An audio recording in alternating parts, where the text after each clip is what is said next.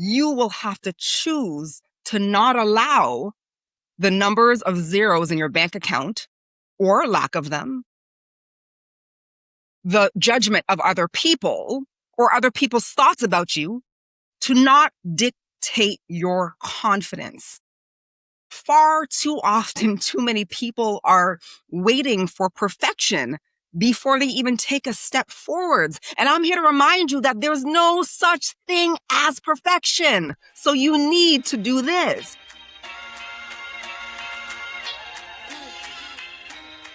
Welcome to With Karen D, the podcast, the place where we get real and talk about one core thing. And it's this, that good things do not come to those who wait.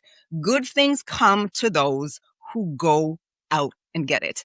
And if you haven't done so already, make sure to subscribe, click the button so you're set up to receive the notifications when we drop a new episode, which is once a week, every single Tuesday. No, I do not have a set time of day because I've said this.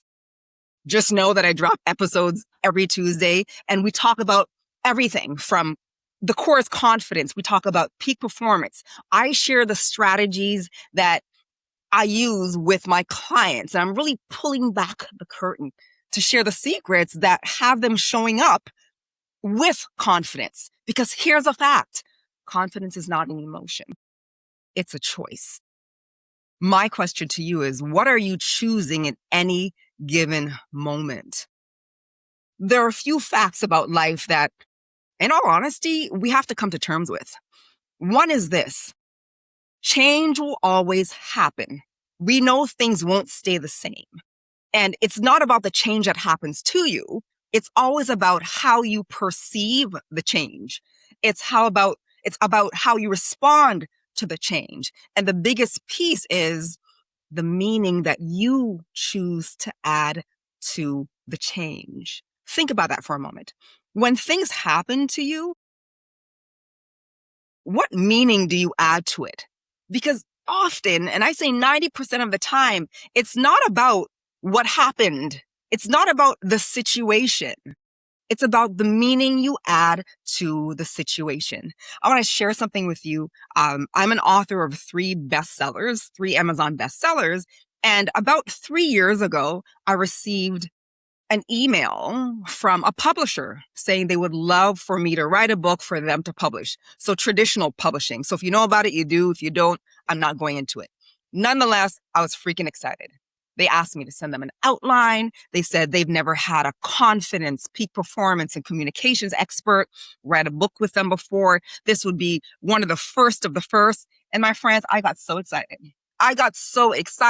I told a few people because it wasn't fully a yes yet, but I was so excited. And I did all this work and they came back after I did all this work and they told me that they had changed direction. And here's what happened to me. When I heard that, all I heard was a no. That's what I heard. It was a no. It doesn't matter if they said they changed direction or whatever they wanted to do. They said no. And it hit me hard. Yes, I'm a confidence coach. My friend, it hit me so hard. And the only space that I went to in my own head was, oh my goodness, I wasn't good enough. Maybe it's because I don't have the right degrees. Maybe it's because I don't have this backing. Maybe it's because I don't have enough experience. And I went on and on and on and on. And I made myself so wrong. I made it my fault as to why they said no. And that's when I had to pause. And I want you to think about something that's happened to you recently, maybe a month ago, a week ago, a year ago, years ago.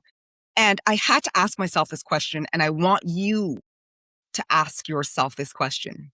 What meaning did I attribute to what happened? So for my example, when I received the no or that email that said we're moving in a different direction, the only thing that popped into my mind was I'm not good enough. Let me forget about writing books. This is after 3 bestsellers. And see where a mind can go? I'm not good enough. I need some more degrees. I need to get some more certifications. Stop it. That was me adding meaning to someone who said it's not a fit right now. And I want you to ask yourself, if something happens to me and it's not really the avenue that I want to take, or someone said no, let's be real, it didn't work out. I didn't get the job. I didn't get the funding. I didn't get the date, whatever. Ask yourself, what meaning am I adding to it? Because often our feelings are overseeding or jumping over, preceding the actual fact. Because at no time when they said no to me, did they say, you need more degrees, you don't have enough experience. That was the meaning that I added to it.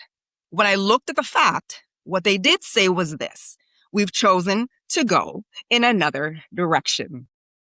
And in truth, they could decide that because it's their company. So when I pull back and I ask myself that question, Karen, what meaning are you adding to this one sentence in this email? I had to tell myself to stop it. So when you get caught in the midst of experiencing some type of change in your life, I want you to stop yourself. Tell yourself, stop it, in my voice. I want to say it again. Stop it, in Karen's voice. And ask yourself, what meaning am I adding to this? Then I want you to ask yourself, okay, what is the fact or the facts of the situation? And what are my emotions around it? And I'm not saying you shouldn't feel what you feel and honor what you feel. You definitely should. However, I want you to let go of that for a moment and put the fact or facts right in front of your eyes and just look at what happened. Take the emotion out of it, and you'll realize that it is not the end of the world. May it have been crappy? Yes. But is it the end of the world? No. Always ask yourself, what meaning am I attributing to what's not working in my life? Right? When it comes to confidence, I always say this, but I always have to say this because we have been socialized to believe that confidence is an emotion, and it's not. It's a skill set and attitude that you can train. It's a skill set and attitude that you can train. So if you have been waiting to feel more confident before you take action, if you've been waiting for things to be perfect before you take action, you need to stop it. The feeling is not going to come. You have to stop waiting for perfection. You have to stop realizing, you have to stop deciding that I can't take a step forwards until it's perfect.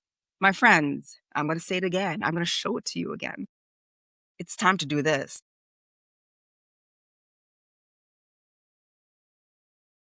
Society has socialized us to believe everything that we see online. And unfortunately, because we are inundated by so much information, whether it is on our phone, on the radio, on TV, what we read, what we hear, we are in a perpetual situation where we are just regurgitating what we hear outside of us. And at no time, people stop and really own who they are in this world, who they are right now. Because I don't care how much money you have, don't have. I don't care if you failed a course. I don't care if you dropped out of post-secondary education. I don't care if you have 5 degrees. You are enough as is, and that is based on a decision. You don't acquire confidence. You decide that right now, right here, I am enough.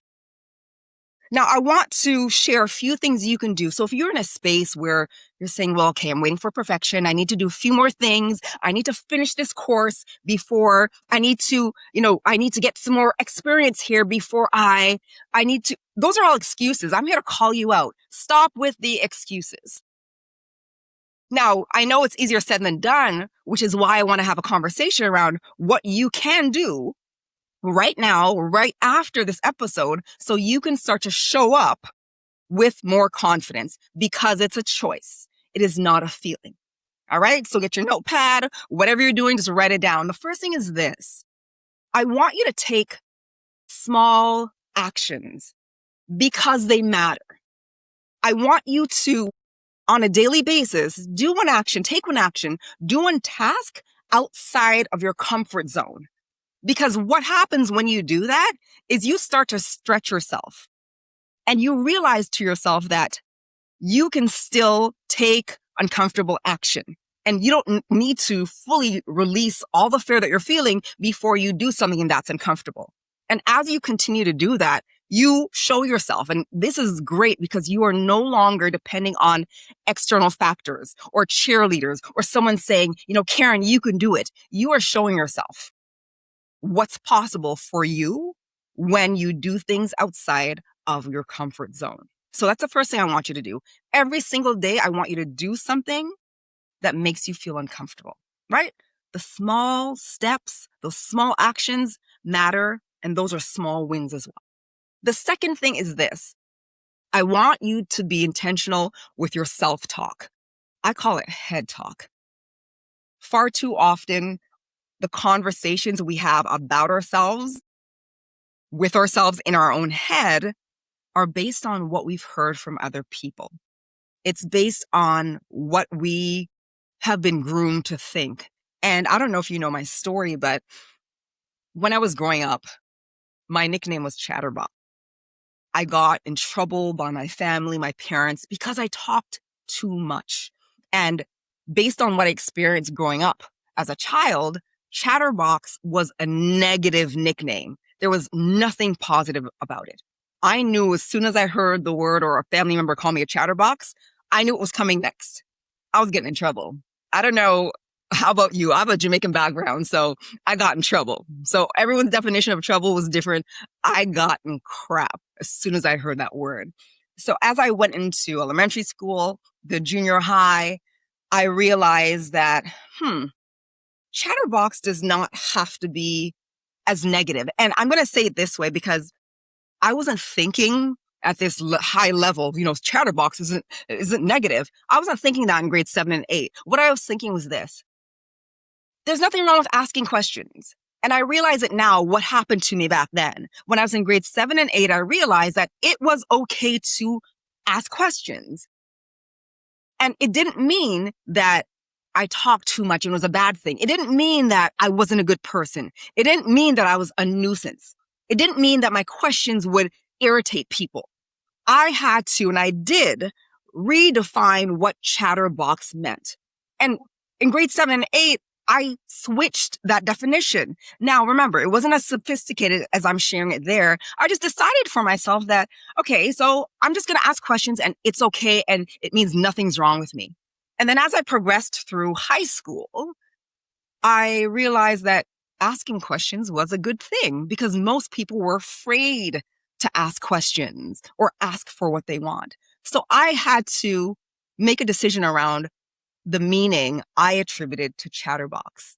And I made a decision to change it. And like I said, in grade 7, 8, 9, 10, I was not thinking at a sophisticated level. It just happened because I decided that I like me. And when I like me, it's enough. I didn't have to wait for someone else to like me before I liked me. It was my decision. And I decided to take the reins and make that decision for myself. So whenever someone called me chatterbox, my head talk, aka self-talk, wasn't, oh my God, they're calling me a chatterbox, something bad. It was like, okay, I like to ask questions. So I want you to be intentional with what you tell yourself. You are always listening. One quick exercise you can do is this, and it's usually a timed exercise, which I won't do here, but I want you to do after you listen to this episode.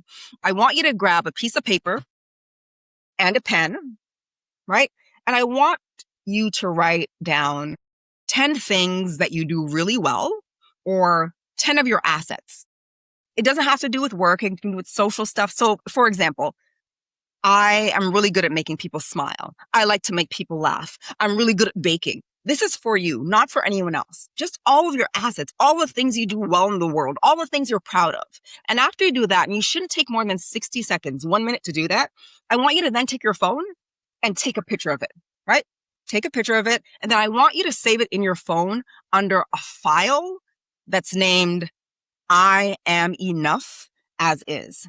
Because here's the truth.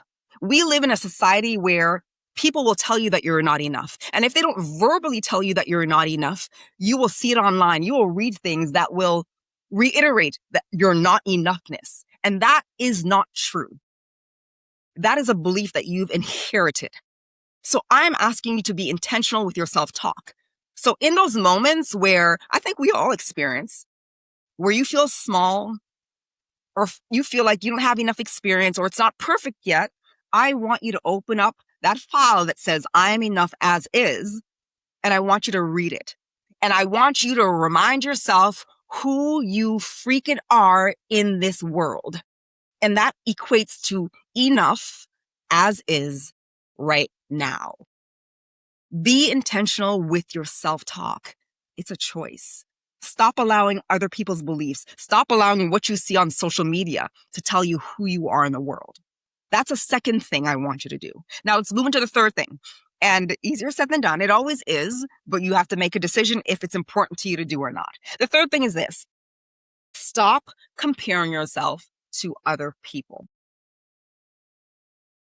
Stop looking at other people's end result as your process. Listen, social media, no one is posting all the crap they go through to get to that win or that end result where you're seeing them. I made 1 million in 30 days. I made 1 million, 1.5 million in 90 days. But they didn't tell you about last year or 2 years ago when their two companies went bankrupt, or when they tried something and it didn't work, or when they worked with, a certain coach and they did everything and it didn't work for them. No one wants to talk about their past. Everyone wants to talk about their imminent win. I want you to stop comparing yourself to other people because you are not them and they are not you. Social media only highlights people's success and wins. And when you focus on other people, you get in a practice of putting them on a pedestal and putting yourself below. My request to you is this. I want you to go on social media, if you're a social media person or whatever you watch, and I want you to go through the people you follow. And if you come upon someone's profile that when you open it, it makes you feel bad, it makes you feel less than, it makes you feel like you're not enough, I want you to unfollow them. What you consume all the time becomes your belief. When you stop comparing yourself to people, everything shifts. When you prioritize your thoughts and your opinions, everything shifts. The whole premise of this podcast with Karen D, the podcast, is people truly understanding the fact that good things do not come to those who wait. Good things come to those who go out and get it. So as you walk through your day-to-day life, I want you to ask yourself, what am I waiting on? Is it perfection? Because if it's perfection, I want you to do this. I'm going to say it again. It's time to make a decision. It's time to make a decision to show up confidently in everything that you do. The choice to show up with increased confidence has nothing to do with your degrees, like I said, where you live, what you drive, what you don't drive, how much money you have. It's a choice. So what are you choosing?